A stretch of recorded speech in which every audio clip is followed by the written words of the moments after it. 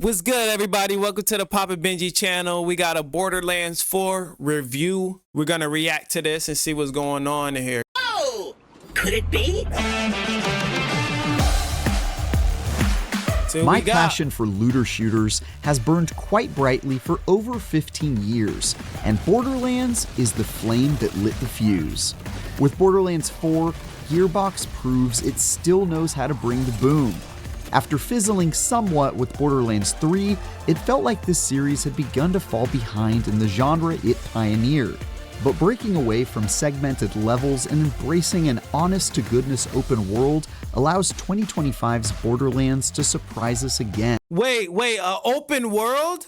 No way. The genre it pioneered. That's gonna be fire. Breaking away from segmented levels and embracing an honest-to-goodness open world allows 2025's Borderlands to surprise us again. Drastically improved movement makes it one of the best feeling first-person shooters out there. The story takes a refreshingly grounded approach that pays off. Planet Kairos. Heard of it? Of course not. And the expanded build crafting options like healing items, throwing knives, and weapon enhancements are all fantastic ideas. But taking these swings also comes with some unfortunate downsides, like how exploration is quite literally held back by invisible walls and awkward surfaces that refuse to be trod upon. Why? Not to mention fairly rocky technical performance on the PC version provided for review, and numerous bugs. Stop shooting my ride! But those rough borders did little to keep me from once again falling head over heels for my first looter shooter love, and blasting through hordes of psychos. So is it still going through lags and shit like that, or is it? Bro, I hope that shit not laggy. With a friend or three feels as awesome as it ever has. Ooh, you hopping that V, nigga? Nah.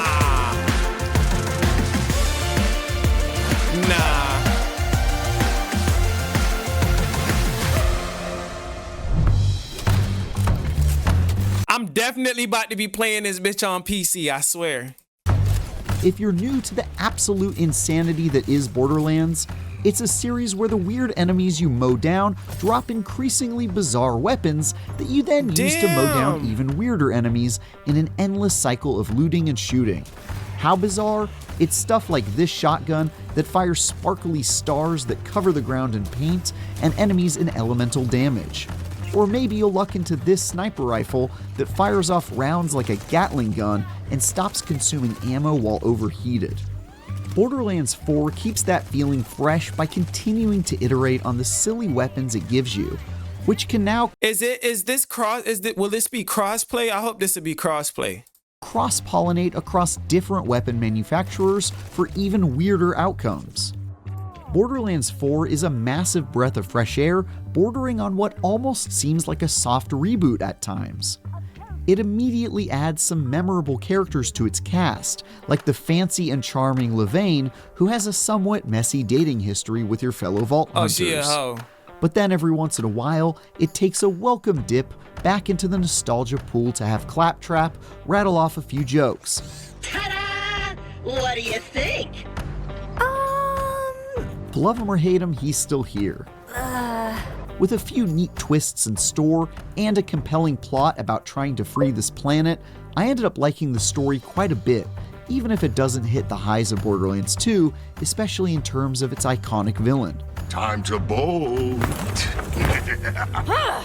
Most of the action itself is what you'd expect from the series, but number 4 makes a number of pretty huge changes that shake up your vault hunting Yeah, this game is gonna have a lot of shit in it, and I'm gonna be up for it. All PC players had early access today, bro.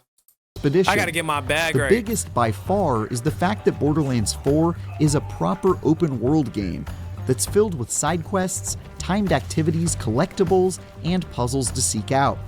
You also have a whole bag of tricks to aid you in the exploration of Kairos' 4 diverse regions, like a grapple hook that lets you get to areas normally out of reach, a glider to soar over large swaths of land, and a vehicle you can summon on command to zip over hills and through deserts without having to hoof it to a catch-a-ride station first. Tough. That might not seem like a big deal at first, but it's hard to overstate how different this makes Borderlands 4 from its predecessors. Not just because you've got so many new ways to get around, but because progressing through the story and leveling up your character is so much less linear now. Sometimes I'd spend a few hours just exploring a new region of the map, clearing the fog of war and completing any activities I encountered along the way, while other times I'd race from place to place, focusing on one part. And you can have your teammate all the way somewhere else? That nigga was like 400 miles away. Of the main story quest line before pivoting to another part of it in a different region. That story took me about 40 hours to complete, but that was with plenty of distractions, and I've spent another 20 plus after the credits rolled, with lots still left to do. Crazy. This nigga played 100 hours already? There is one major issue with this new open world philosophy that grinds my gears. It's just that the physical terrain of Kairos doesn't always rise to the occasion of these free-roaming ambitions. For example, some areas are filled with invisible walls that you'll unsatisfyingly slap into while you're trying to glide over a hill or mantle up a ledge. Borderlands has always had issues with its environments being a bit wonky, but it feels so much more noticeable in an open world where you assume you're meant to explore every nook and cranny. And most games come up with natural barriers like mountains or oceans to make it clear that you can go no farther. Instead, you quickly find the limitations of that exploration, and they feel artificial. Although I eventually learned to recognize when a surface was probably not something I was going to be allowed to interact with, it still bums me out that there isn't just some kind of out-of-bounds warning when going places I wasn't meant to. Right. One other major area of evolution is combat, which not only has tighter, more responsive gunplay than any Borderlands game before it, but comes packed with a frankly silly number of new movement options that make battles much more dynamic. In addition to the existing ways to get around like running and sliding, you can now double jump, glide, grapple hook, dash in any direction, and even swim. That's right, water no longer instantly kills you, praise Moxie. Bro, what open world that's better than this right now? What open world that's gonna be better than Borderlands 4? Warzone is not competing with this. The Warzone combat is probably by far the most like advanced shit. They combat, that's it. They shooting and they combat. It actually took me quite a while to remember all the new ways I was expected to navigate combat encounters. See something new. But with the help of some enemies that smartly push you to make full use of your options, I eventually learned to master them. By the end, I was soaring across the map, dodging attacks like a pro, and raining down hell upon my enemies. It became wonderfully satisfying stuff once I got the hang of it.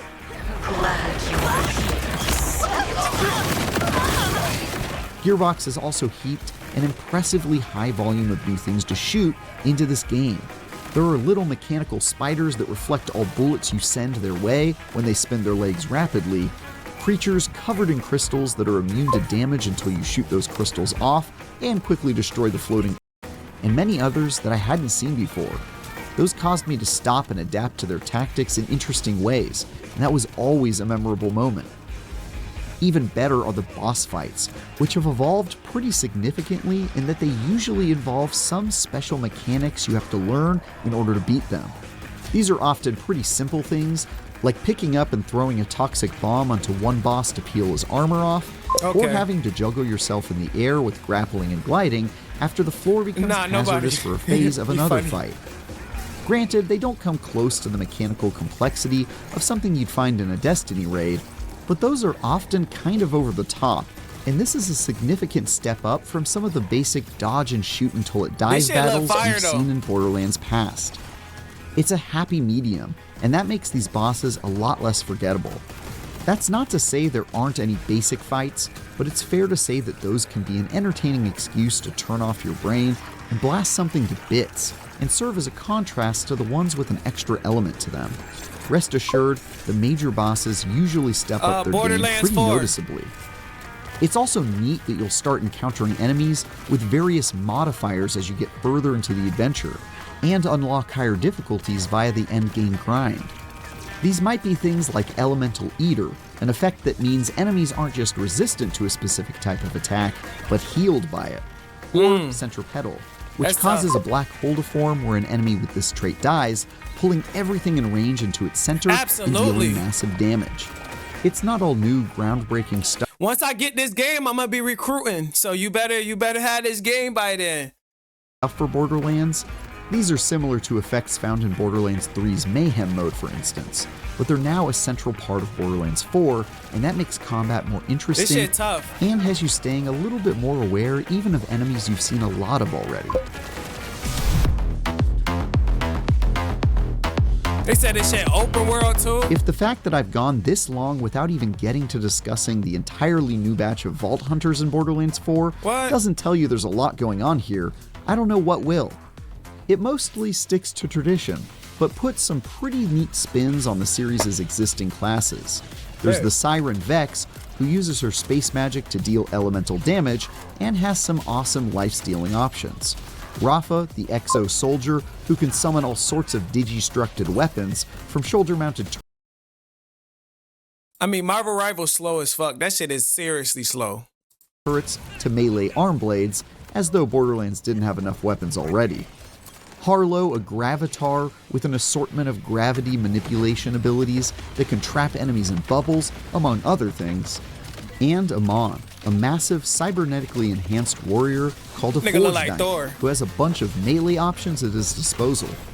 Each one feels pretty good, with unique tools that make them all viable choices for endgame activities without feeling especially overpowered.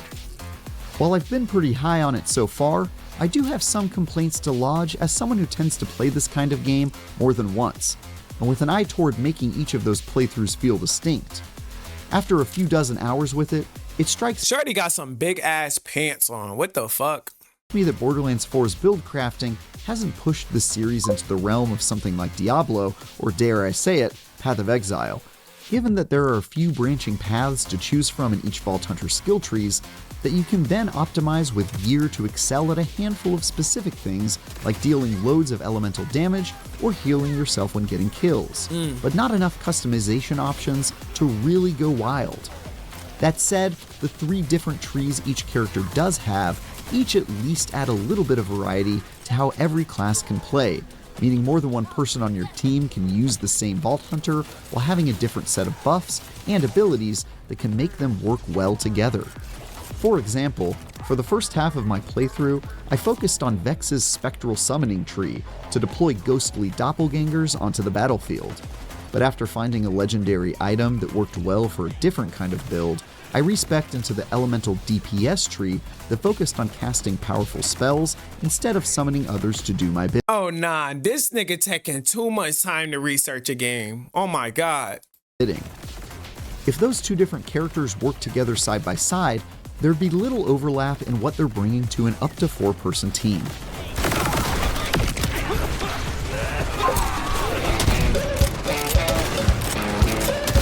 Ah yes, teams. Although Borderlands 4 feels great to play solo as well, for sure the best way to play is when among friends. Yeah. And those who play together should expect to experience bugs together. The vast majority of my time in Borderlands was spent with friends, and we encountered just about every issue in the online multiplayer book. Lag and desyncing from combat, if you're not the host, enemies sometimes becoming immune to damage or teleporting around the map, and non-host players losing progress or getting kicked out of quest lines because something didn't track properly, just to What? name a few. Some of this, like the fact that you don't uncover the map in your own save file while exploring with friends, seem like it might be intentional, but is still deeply annoying and disincentivizes teaming up. Other issues, like equipment selling vending machines that consistently offered no wares at all for any of us while in co-op, are just head-scratching pains in the neck. There were times when I hit enough issues in succession where it became preferable to just play solo, and others where it created friction when deciding who'd be the group's host because we knew that person would see the fewest problems.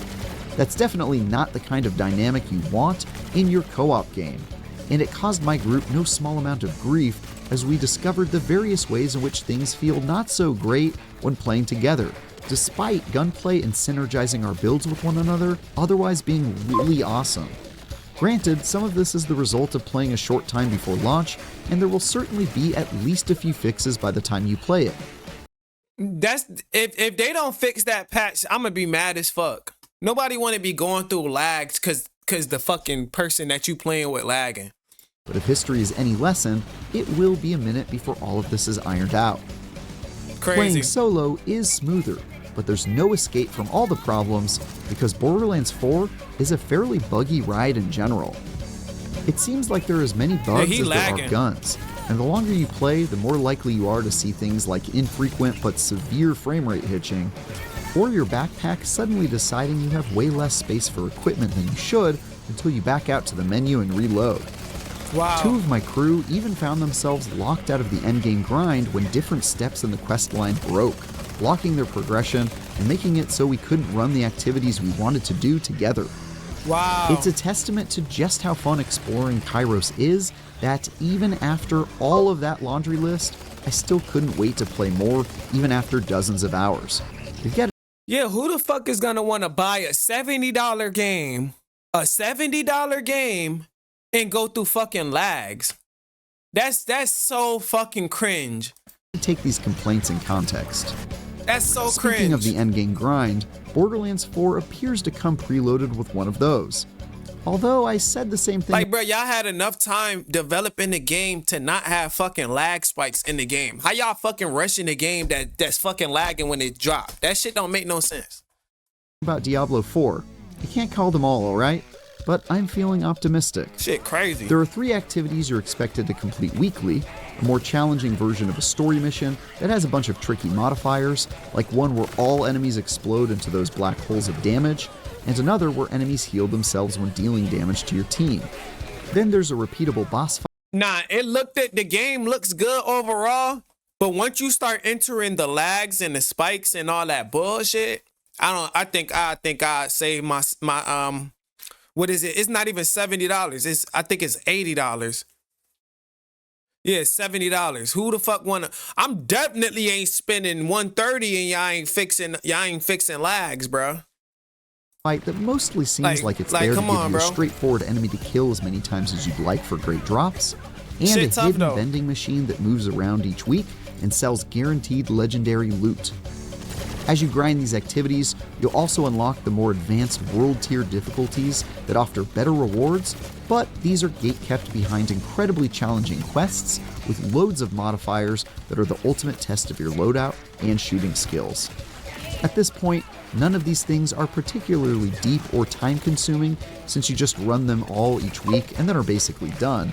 But even if that's not your thing, there's still a massive map that has lots of side activities for you to complete out of the box. Are there still boxes? Beyond that, we have promises that Gearbox has a fairly good track record of delivering on, courtesy of a post-launch roadmap which includes plenty of content on the way. I have a lot of hope that Borderlands 4 will have legs for quite some time. Don't worry, I'm already on my way. You're gonna make it through this. Please! Borderlands 4 is a badass open-world evolution of a wonderfully unhinged looter-shooter series that needed to try something new, and it largely nails the biggest swings it takes. Combat is slicker than ever thanks to exciting new movement options and some interesting enemy designs. And the entertaining story takes things in a fresh direction while still tying neatly into existing lore.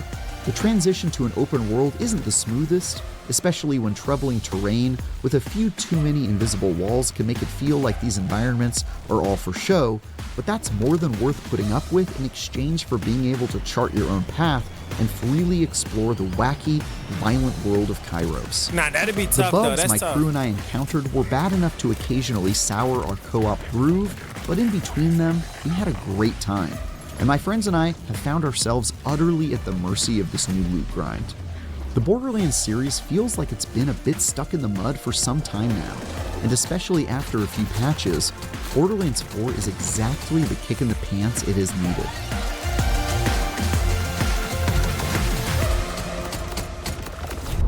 Executive Reviews editor Tom Marks here with Travis Northup, our reviewer for Borderlands 4, to talk about your review, your tastes in the genre, that sort of thing. We've talked to you a couple times for these review interviews, Travis, but I think this is the first time that we've talked to you about a looter shooter, which is weird to me because I almost see that as your bread and butter genre. You've been our is pretty bad mechanically at the FPS part of it.